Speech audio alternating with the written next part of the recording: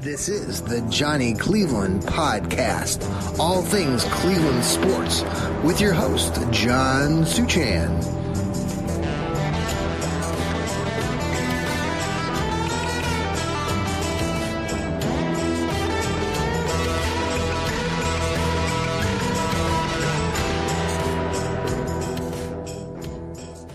And good evening, everybody, and welcome to the Johnny Cleveland Podcast. Yes, if you can see that I'm looking at you directly, if you're watching us on YouTube, the X, and Facebook. I don't have my microphone. It was acting fidgety the last couple nights, so we're going with the Bose headphones with the mic, so we'll see if this works pretty good. Hope everyone's having a great evening. Congratulations to those Cleveland Cavaliers. They win tonight 116-109 over the Detroit Pistons. Did not watch much of the game, but I wanted to talk a little bit about that tonight and about the Guardians. Right now, they're in the battle with the Minnesota Twins, I believe. And then we'll talk a little bit about the Cleveland Brownies, our favorite team. And we are the Fanatical Elves Network, so we talk a lot about the Brownies. They are doing mini camp right now, or rookie camp right now. So hope all are doing well here. I've got all sorts of things going on. Happy Mother's Day to all of you moms out there. Lots of wonderful stories, I'm sure. And I hope you all spend a great time with your moms on this upcoming Mother's Day tomorrow, Sunday. We're actually pretty close to it. It's 10:15 Eastern as we record this show tonight. This is the Saturday Night Live edition of the Johnny Cleveland Podcast. But you can listen to us right now on Apple, Spotify, anywhere you listen to your podcast. We are there. And a shout out to Hemisphere Coffee Roasters. They shake the hand of the farmer. Check out their link on our X page. You buy some coffee there, you're sending some money back to us. I think 15% of that purchase goes back to the Fanatical Elves Network. We would love that if you did that. So, yes, the Cavs won. And the Cavaliers are now down in this series 2-1. There's been a lot of discussion over the last, most of the season. Let's just be honest. A lot of you out there are, and I've had this discussion many a time about the Cavs. Listen, they were a 4 seed. They aren't doing as well as a lot of us had hoped. I said throughout the season, though, as we came into this postseason, don't worry. It'll be okay. We have Donovan Mitchell. We traded for James Harden, gave up Darius Garland. And now we've got still the other guys there, Jared Allen, Evan Mobley. So you would feel pretty good about that. Now, I know there are some side players, Max Strus, Dean Wade, Sam Merrill, Schroeder, just to name a few other of these bench players. Now, I've talked about this. I'll get into some of the those side players here in a minute. But, the Cavs won this game tonight. Now, I didn't watch a lot of it, but I know watching bits and pieces of it, it felt a lot like some of these other games where, to be honest, some of you out there who are supposedly Cleveland fans have been really on this team's, energy and all this stuff. And listen, as much as I hate JB Bickerstaff, and I don't think that even if JB had stayed in Cleveland, that he would have gotten any further than he's getting now. It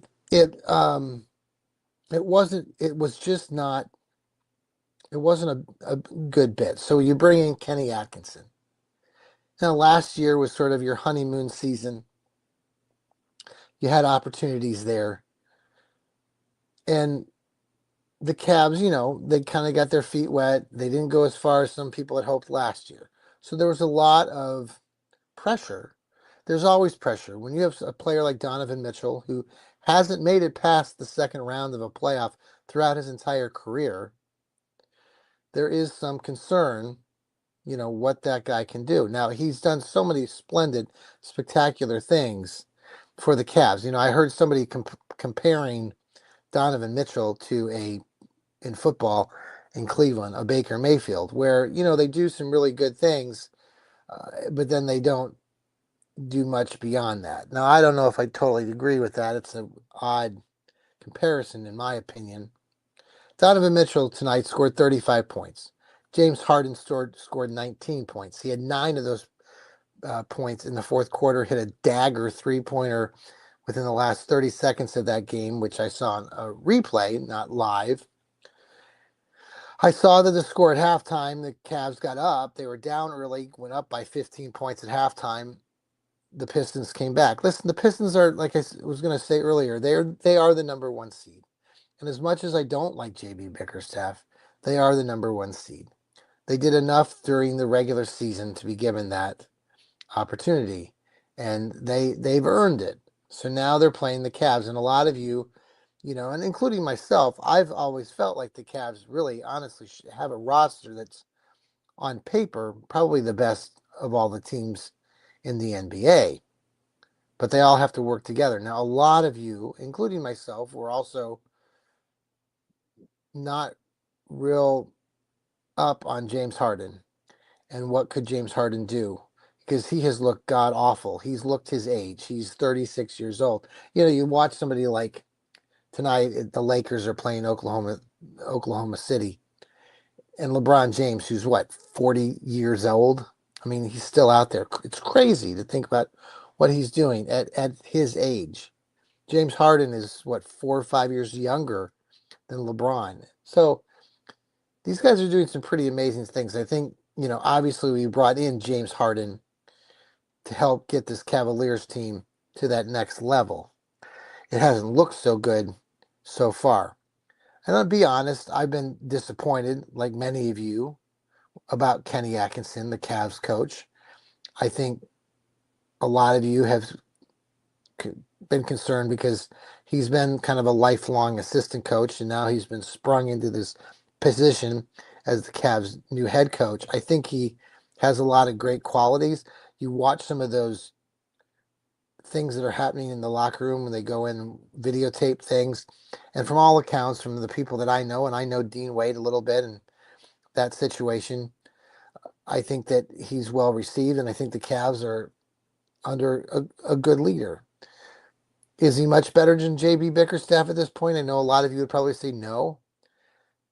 There were I think the hopes were really high at the close of last season, and that this Cavs team would kind of roll, and they haven't really rolled, and they have struggled with some injuries and this and that, like most teams. But we'll see what happens in this next game. I heard somebody say prior to this game that if the Cavs come home and have a close contest and they win these games against Detroit, but they're close, they don't give Cleveland any sort of chance of winning this series at all. Sure, we'd love to see the Cavs blow them out by 20, but so far none of that has happened. The Cavs played a pretty good Toronto Raptors team in the first series and got by them in 7 games. I've heard a lot of people criticize my buddy Dean Wade, and I've talked about this in some other shows, and I'll continue to support Dean. And some of your takes, some of you people out there are just straight up mean. And the other part of this is you don't have any sense of what real basketball and how it should be played the right ways to garner a potential championship. Dean is a really good player, and he's one of the Cavaliers' best defenders. Some of you will say, well, the Cavs just play crappy defense. Yeah, there are stretches where they do. And then there's been this comparison of late talking about Jordan, Tyson, and him being in the game. And yes, he averaged more points and he's done some things offensively. And some of you are critical when you're comparing him with Dean Wade and saying that the Cavs get a lot more from a Tyson than they would a Dean Wade. And it's just not true. And some of you want to believe that. Look, I mean, occasionally Tyson will hit an occasional three, but Dean Wade is a good player. Maybe he's not the most glorious offensive player, but he's a very good player. And more than just being a very good player overall, he's one of their best defenders. Tyson's a good defender, but um, he's not the best. He's there.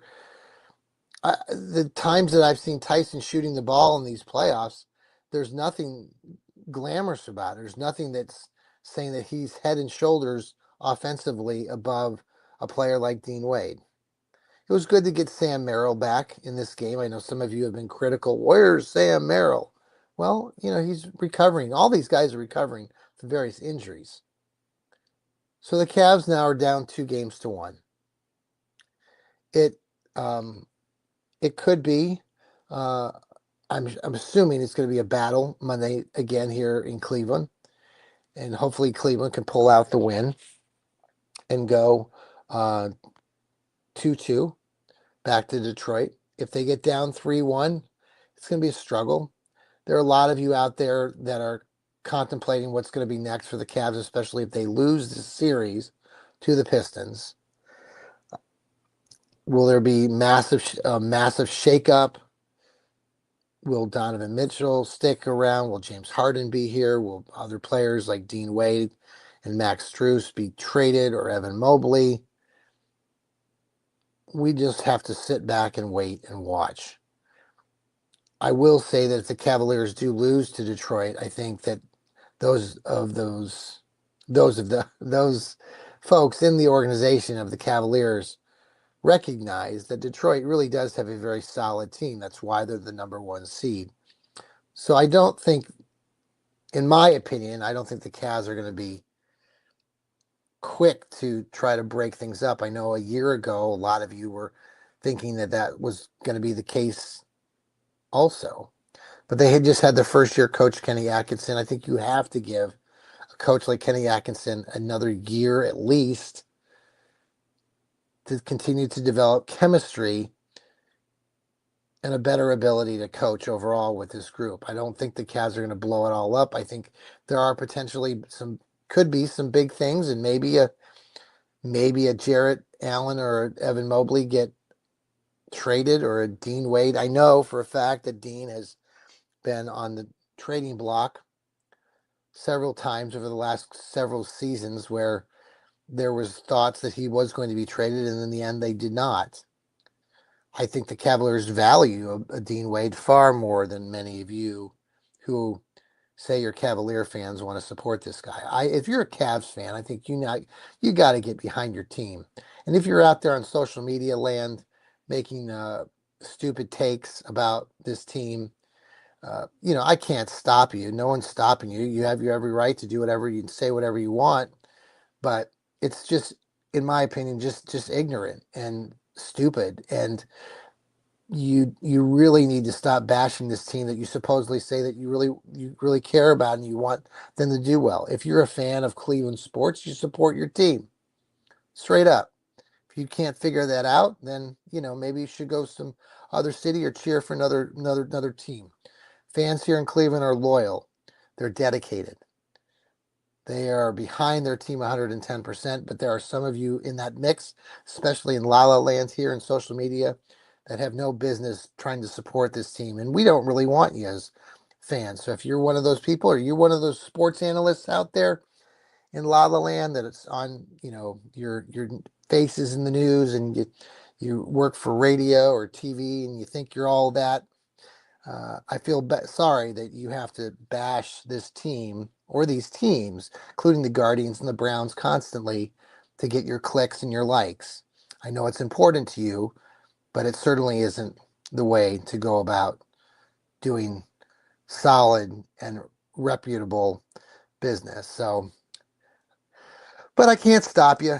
But I can tell you how I think, and I think that you guys are wrong with your takes, and it doesn't help this community, this organization, and these teams when you're constantly trying to make things worse than they have to be. These players are professional athletes. Yeah, they get paid lots and lots of money.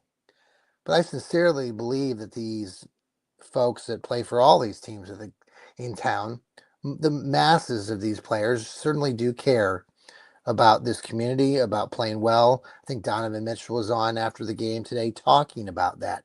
He spent some extra time out on the court, and he recognizes and he talks about these fans being loyal and coming to the games and all of this. And I truly believe that. It's why we love players of the olden days, Bernie Kosar, and why he's such a hero to so many Browns fans, because he's from here. We feel like we know him. He knows us. He knows what Cleveland's all about. So I know Donovan Mitchell's not from here and everything else, but I think we need to give him a little bit more of the benefit of the doubt. The kid scored 35 points today. James Harden, dagger, great stuff there at the end of the game. So I'm glad to see that. All right, so the Guardians, let's see, it's still 1-1 in the fourth inning the last time I checked. That was an hour ago. Let's see what the latest. Hey, happy Mom's Day. I know I've mentioned this a time or two, but it's now top of the eighth. Cleveland and Minnesota tied up. So hopefully the Guards can pull out the win again. They've been doing pretty well. If you look at the standings here, let's pull up the standings real quick. Hopefully you guys can hear me pretty good on this recording. So Cleveland has a 21-19 record right now. They've won 3 in a row, and if they beat the Twins tonight, they will have won 4 in a row. They have a 2-game lead over the Kansas City Royals, who actually all the other teams in the division have a sub 500 record.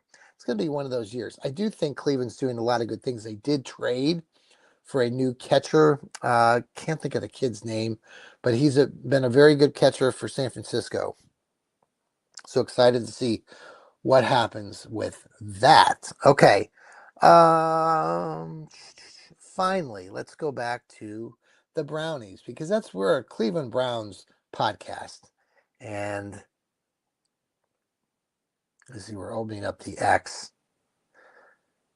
All right. It's the X has decided to freeze on me. That doesn't typically happen. Let's see here. And make sure tomorrow, as being Mother's Day, that you do something nice for your mother. There are a lot of different situations. Unfortunately, I lost my mom when I was a lot younger. I have a great stepmom. Her name is Pat. Shout out to you, Pat. Happy Mom's Day. I have a great mother-in-law, Barb, and shout out to Barb there. And we got to meet with some of our family earlier this evening, and then tomorrow. All you moms do amazing things, and we wouldn't be where we are without you. So we have a lot to be thankful for. And so I hope you all enjoy tomorrow. Okay, so the Brownies, they have been doing their rookie camp. It's funny because you see Todd Monken, the new head coach of the Cleveland Browns, and then they show all these videos of him talking to his players, and people are always liking to compare him to Kevin Stefanski, who the Browns fired earlier in the year. They want to say, oh, he's so much different and all this as Todd Monken is. Well, there's a lot of differences. Let's start with the fact that Todd Monken is an old guy. He's like 60, 61 years old. So there are going to just be some differences. Some people like the fact that Todd Monken just says it how he thinks it. He likes to swear and say shit all the time, and so that seems to make him a better football coach than Kevin Stefanski. Listen, I listen to some of the stuff that Kevin Stefanski says now in Atlanta, and I'm happy he's not here in Cleveland on some days, because it did become a broken record, and it was time to part ways with someone like Kevin Stefanski. I think Stefanski will have some success in Atlanta. They have a good team down there to begin with, and we'll see what he does there. Stefanski spent what, a bazillion years with the Minnesota Vikings in the NFC as an assistant coach and then as an offensive coordinator. So I think he's familiar with the NFC, and maybe he'll just naturally have some more success. I think right now, with what we're building here in Cleveland with Todd Monken as the head coach. We've got a great slew of players right now that we've gotten through the draft. The two wide receivers in Casey Concepcion and Denzel Boston. We've got a good new offensive lineman in Spencer Fanow. You bring in tight end Harold Fannin from a year ago, and just some of these other players that they've been bringing in trades and free agency. You've got to be, looking at this season positively. I think the Browns are they're picked to win 6.5 games still, according to Vegas. And, that's not probably too far off of what's pretty real. Vegas seems to be pretty close to what things might spin out to be. So they got them at 6.5. I think that was similar to a year ago, actually. The Browns did win 5 games this past season. So can they get that 6 win? Can they jump it up to 7 or 8 wins? It is a process, but we don't like to wait. This day and age, everything needs to happen right away. And so our patience is very much on edge, right? So we'll see. I think things are all looking good. The direction of this team with the new coaching staff and with a lot of these new young players. We had a good draft last year. It seems like we had a good draft this year, but we don't know yet because we haven't played any games. And these players look pretty good catching balls against, no defense. So we have a lot of time to ponder. I think we have like 125 days before the season starts even. So we have time to think and time to worry. Well, hey, let's pause for a quick commercial break. This is the Johnny Cleveland podcast. On the other side of the break, we'll continue to talk about our Cleveland Browns. We'll be right back.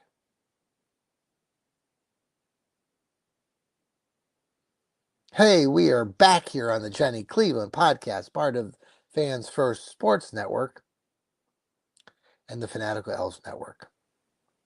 I don't have my mic, so I'm staring right at you in this camera. I've got my handy dandy Bose headphones.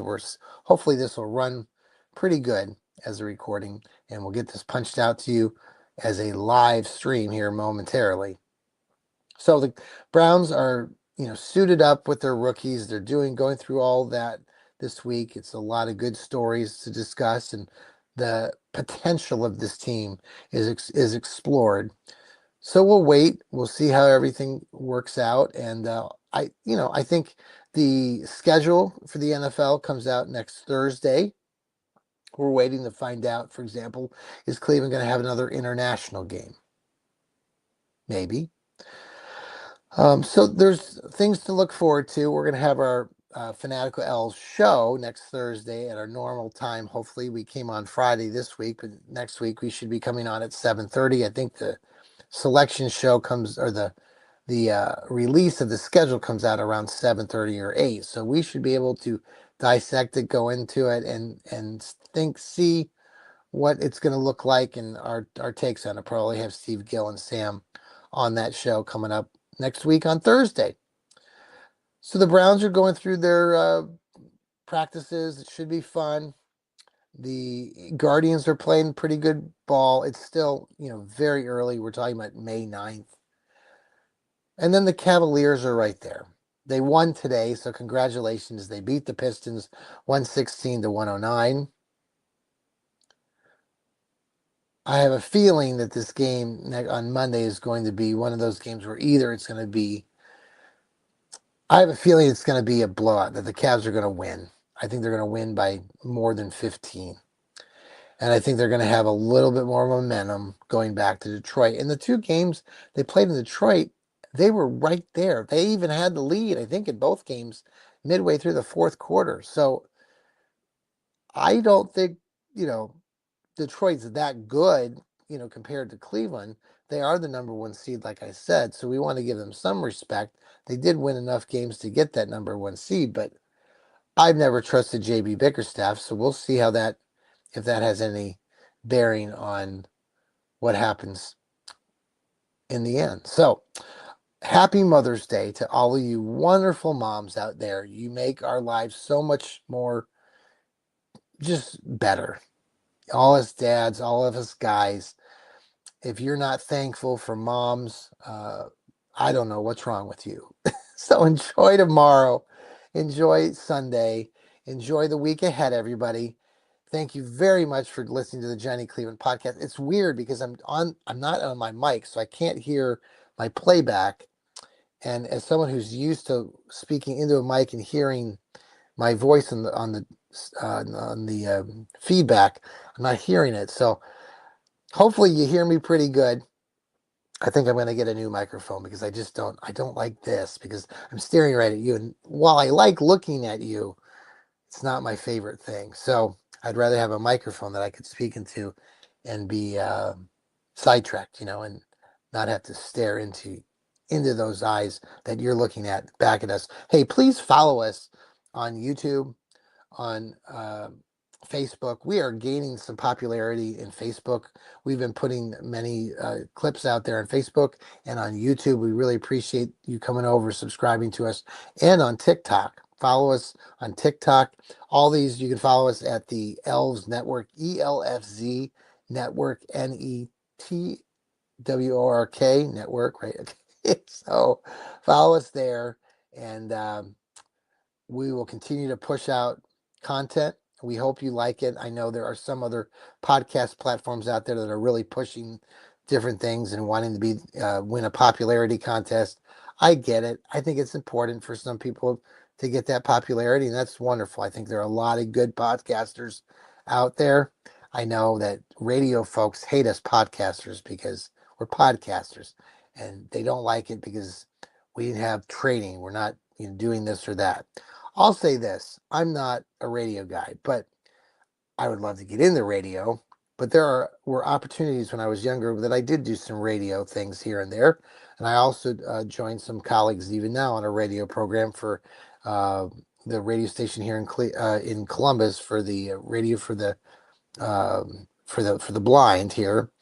And I've really enjoyed that. So no, I'm not professionally trained to be a radio guy, but podcasters are better than radio guys want to suggest.